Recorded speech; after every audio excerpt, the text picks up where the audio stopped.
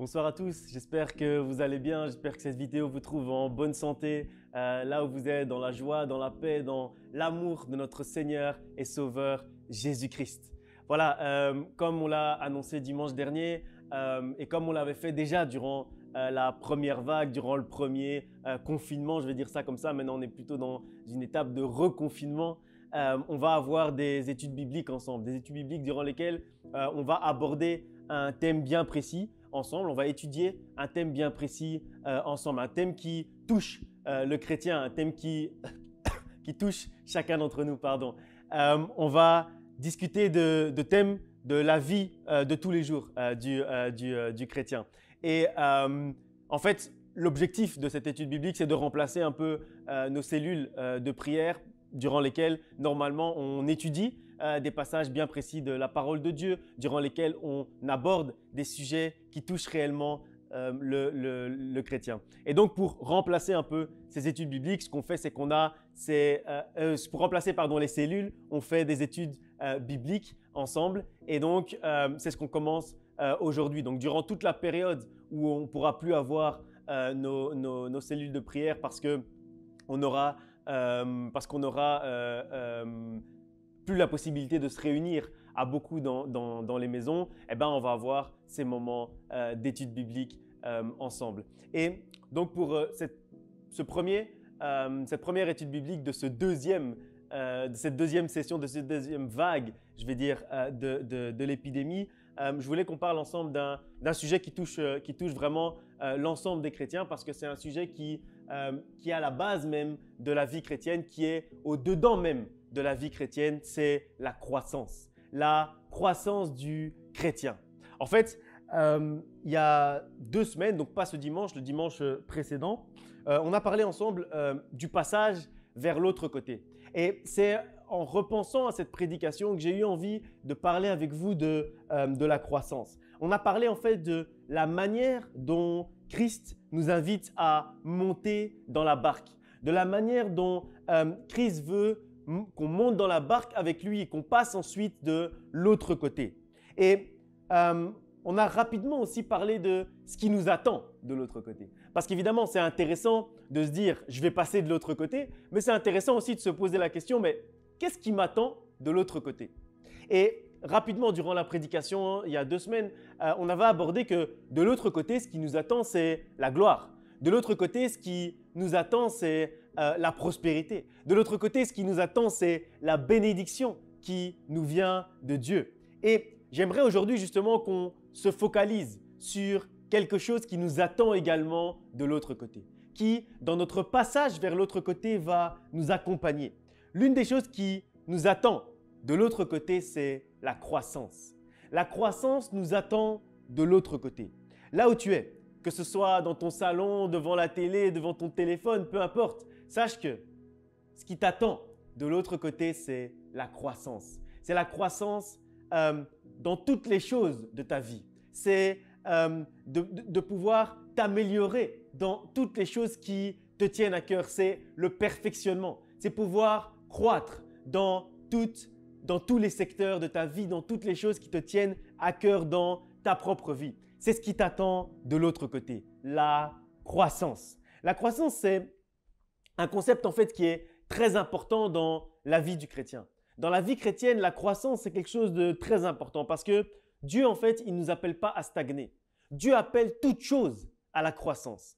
Il appelle, même quand on regarde la nature, on voit qu'il appelle les plantes, il appelle les animaux, il appelle toute chose à la croissance. De la même manière, il appelle l'être humain à la croissance. Mais pas seulement la croissance physique, il nous appelle également à une croissance spirituelle. Il nous appelle également à une croissance matérielle. Il nous appelle également à une croissance numérique. Il nous appelle réellement à la croissance. Dieu veut que tu puisses croître là où tu es. Sache que l'objectif de Dieu pour ta vie, c'est la croissance. L'objectif de Dieu pour ta vie, c'est que tu puisses croître dans toute chose. En toute chose, c'est que tu puisses croître, grandir, avancer. C'est ce que Dieu attend pour toi. Depuis la création du monde, Dieu a prévu ta croissance. Depuis la création de l'être humain, Dieu a prévu que tu puisses croître. Depuis que tu as été, avant même que tu sois dans le ventre de ta mère, Dieu a prévu que tu puisses croître, que tu puisses avancer. Et c'est ce qu'on va voir aujourd'hui. Parce que tu n'es pas fait pour stagner.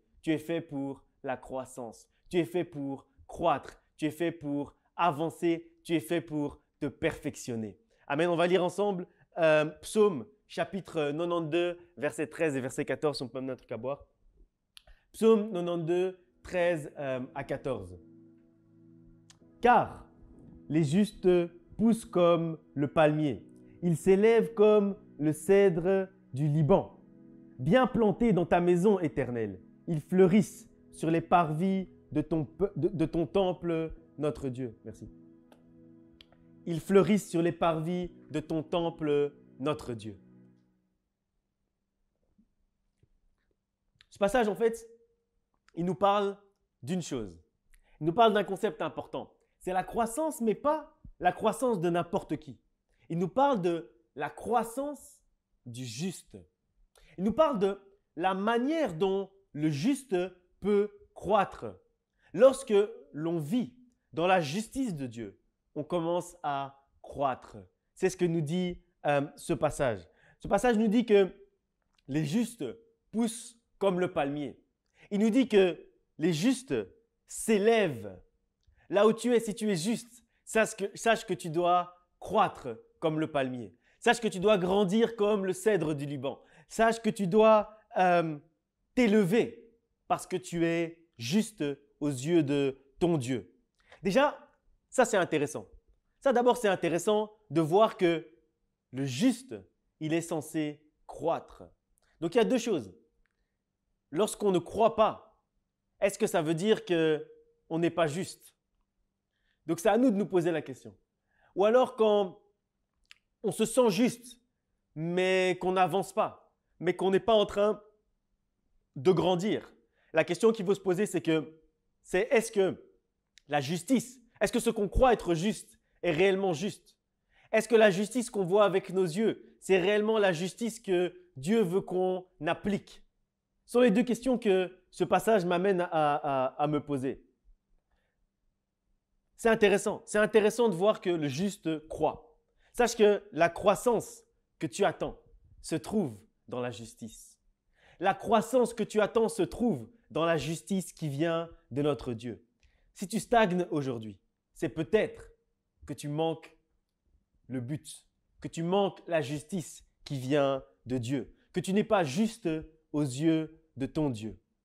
Peu importe le secteur de ta vie dans lequel tu veux une croissance, peu importe la partie de ta vie pour laquelle tu te dis que tu es en train de stagner, que tu es en train de chercher une croissance spirituelle, une croissance matérielle, une croissance de ta famille, une croissance numérique de ton ministère. Sache que la première étape, c'est de devenir juste aux yeux de Dieu. La première étape pour la croissance, c'est d'être juste aux yeux de Dieu. Et dans ce passage, la deuxième chose qui est intéressante, on la retrouve au verset 14. On nous dit « Bien planté dans ta maison, ô Éternel, ils fleurissent. » Et là, on parle encore du juste. On dit que bien planté dans la maison de son Dieu, le juste est en train de fleurir.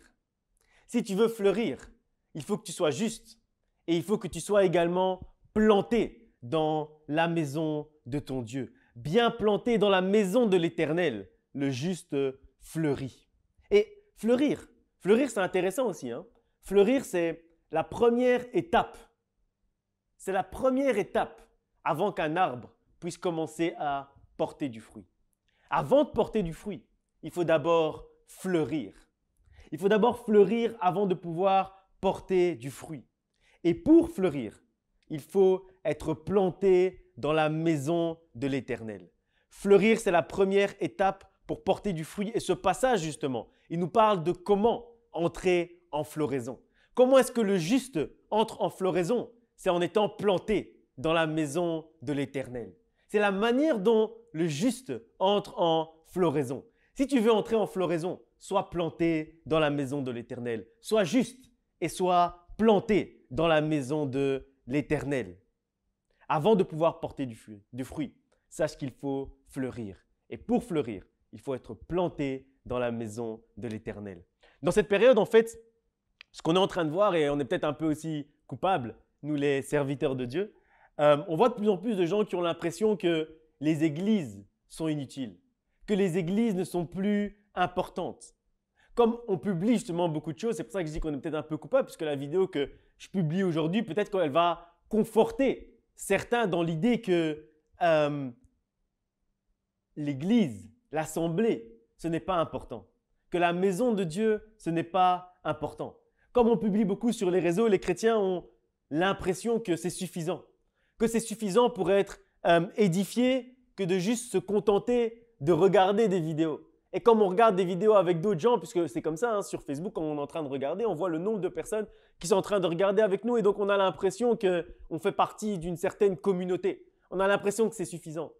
Mais ce que nous dit ce passage, c'est que pour fleurir, ce n'est pas suffisant. Pour fleurir, le fait de regarder des vidéos sur Internet avec d'autres gens, ce n'est pas suffisant. Pour fleurir, il faut être planté dans la maison de l'Éternel.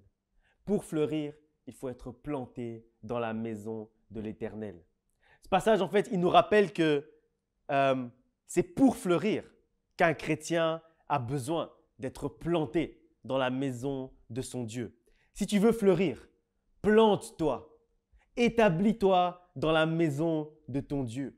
Passe du temps avec tes frères et tes sœurs. Sois dans la communion fraternelle, car il est écrit qu'il est doux et qu'il est bon pour des frères de demeurer ensemble. Ce n'est pas quelque chose qu'on a oublié parce qu'aujourd'hui on a les réseaux sociaux, parce qu'on a Facebook, YouTube. Ce n'est pas pour ça qu'il faut oublier que Dieu a dit qu'il est doux, il est bon pour les frères de demeurer ensemble à l'église.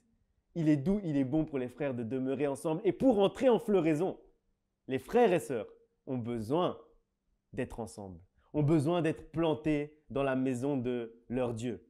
L'église, en fait, ce n'est pas juste des gens qui regardent en même temps un contenu sur un écran. Ça, c'est juste une audience. Ça, ce n'est pas l'église.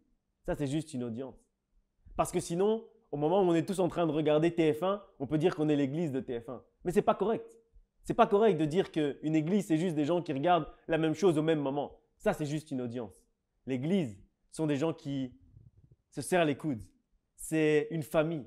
C'est des gens qui s'entraident, c'est des gens qui s'encouragent les uns les autres. Une église, c'est beaucoup plus que juste des gens qui consultent un contenu en même temps. Une église, c'est plus que ça. Une église, c'est les enfants de Dieu qui se rassemblent avec pour objectif de faire monter des louanges vers leur Dieu, vers leur Père, vers leur Papa éternel. C'est ça une église. Une église, c'est une famille qui porte les fardeaux les uns des autres. Une église, c'est des gens qui communient. Une église, c'est la communion fraternelle. Et pour vivre tout ça, un écran, ce n'est pas suffisant.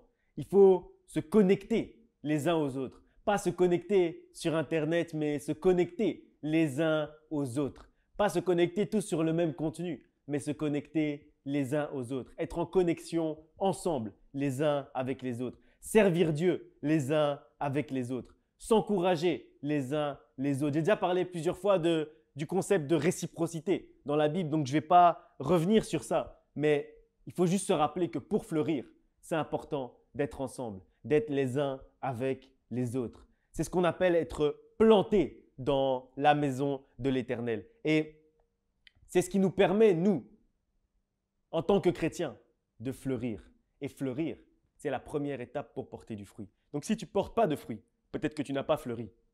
Et si tu n'as pas fleuri, peut-être que tu n'es pas planté dans la maison de ton Père.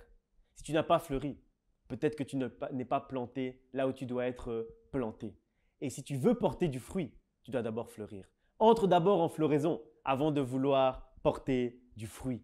C'est seulement quand tu portes des fleurs qu'après tu peux commencer à porter du fruit. Parce que ce sont les fleurs qui vont se transformer en fruits. Amen. On va lire encore un passage dans Romains chapitre 6, versets 18 à 22.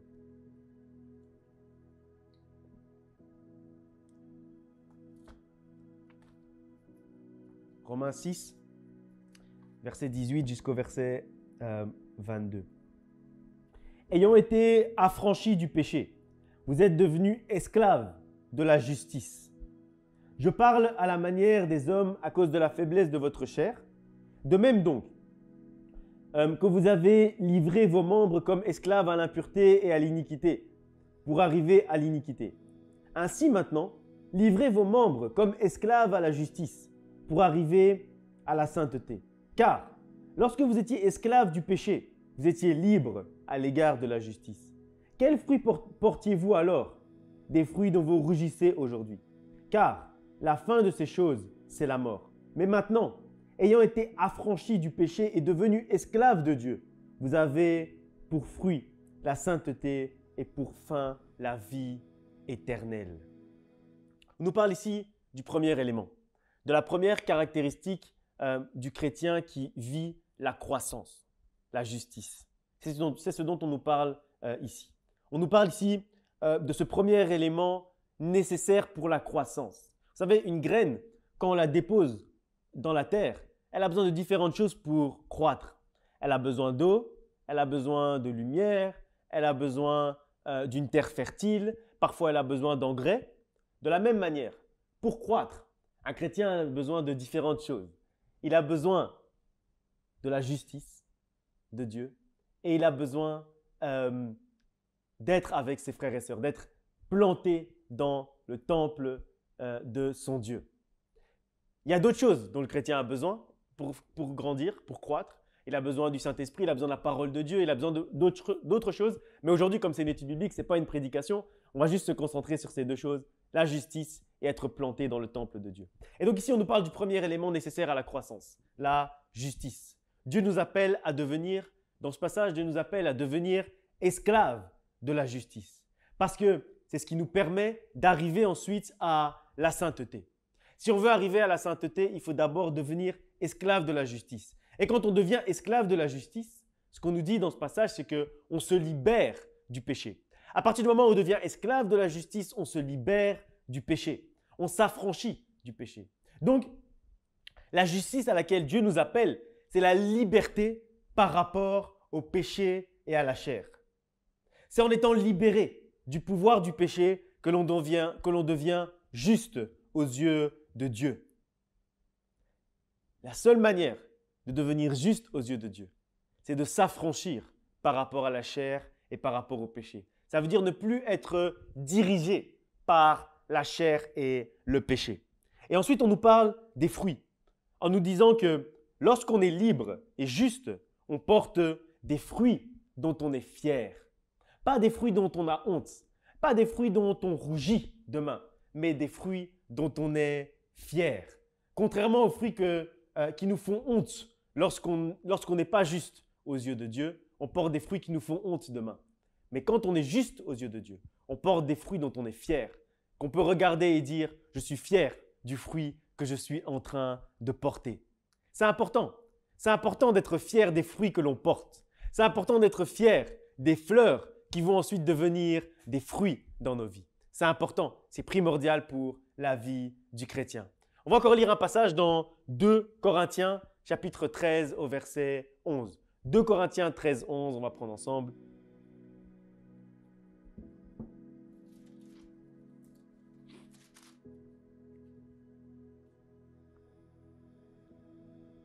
2 Corinthiens 13, 11.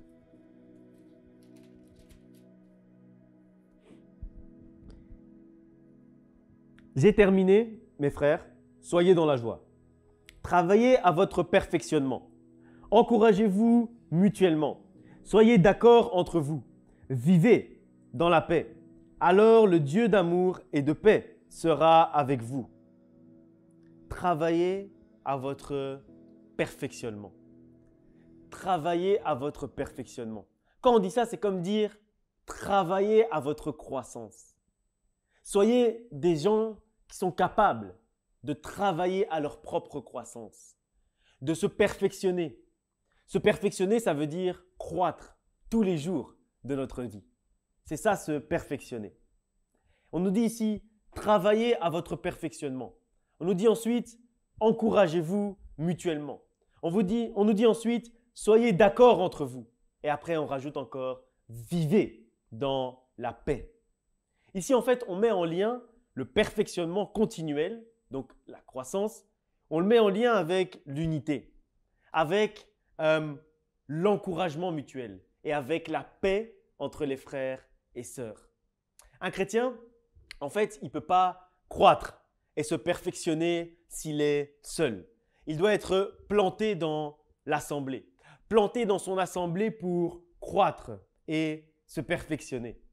Il doit être planté dans son assemblée avec ses frères et ses sœurs. Il doit être encouragé par ses frères et ses sœurs, par les gens qui sont dans l'assemblée avec lui. Il doit être en accord. Il doit vivre dans la paix avec les autres chrétiens qui l'entourent. C'est seulement à cette condition que le chrétien peut commencer à avancer. Et c'est de cette unité dont tu as besoin chaque jour de ta vie. Si tu veux vivre la croissance, vivre le perfectionnement chaque jour de ta vie, tu as besoin de cette unité dont on parlait tout à l'heure en disant être planté dans la maison de l'Éternel. C'est ce dont on parlait tout à l'heure et c'est ce dont on parle encore ici dans ce passage. Si tu veux connaître cette croissance chaque jour de ta vie, ce dont tu as besoin, mon frère, ma sœur, c'est d'être planté dans la maison de l'Éternel. Donc ne négligeons pas, comme j'ai dit tout à l'heure, l'importance de l'assemblée et de l'unité des enfants de Dieu. Parce que ce sont les conditions qui permettent aux enfants de Dieu de croître et d'avancer. Donc ne négligeons pas l'importance des assemblées parce que c'est primordial pour le chrétien. On va lire encore 1 Thessaloniciens chapitre 4 au verset 1. 1 Thessaloniciens 4, 1. On passe juste quelques pages, on y était presque. 1 Thessaloniciens 4 au verset 1. Enfin, frères, vous avez appris de nous comment vous devez vous conduire pour plaire à Dieu. Et vous vous conduisez déjà ainsi, mais nous vous le demandons et nous vous y invitons à cause de votre union avec le Seigneur Jésus.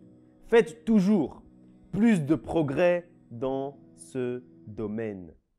Faites toujours plus de progrès dans ce domaine. Ne vous arrêtez pas de progresser.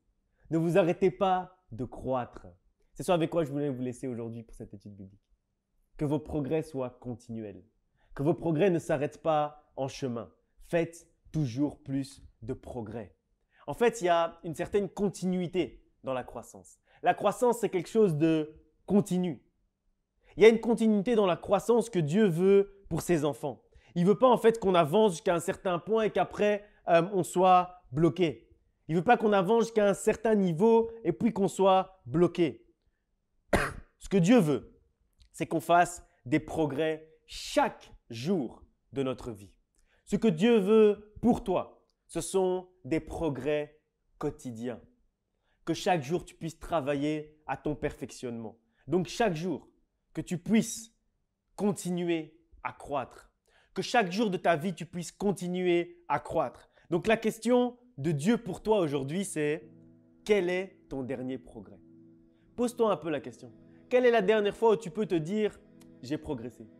Quelle est la dernière fois où tu peux te dire « là, j'ai vécu la croissance » ? Posons-nous les questions. Posons-nous les questions. Quelle est la dernière fois où tu as expérimenté la croissance dans ta vie? Quelle est la dernière fois? Quand est-ce que tu peux te dire « là, j'ai vraiment vécu la croissance, là, j'ai vraiment cru ». Cru avec l'accent circonflexe, ça veut dire croître. Si ça te semble lointain, il peut y avoir au moins deux explications. On n'a pas le temps, c'est une étude biblique, on n'a pas le temps d'aller dans les autres critères, mais il y a peut-être au moins deux explications.